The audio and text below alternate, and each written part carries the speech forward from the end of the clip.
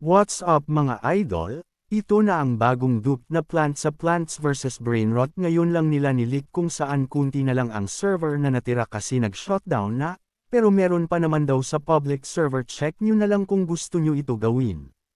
Una, kailangan nyo maghanap sa public server ng version 3427 and 3428.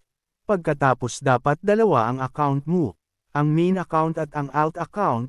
Ilipat mo sa alt account ang plant na gusto mong i-dupe, pagkatapos e-plant mo at mag-leave ng 5 minutes tas balik ulit.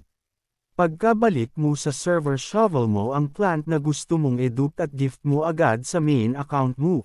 Pagkatapos execute mo ang script, at dapat pagka-receive ng main account mo sa dupe, itanim mo at mag-rejoin. Nasa baba ng comment section ang link ng script.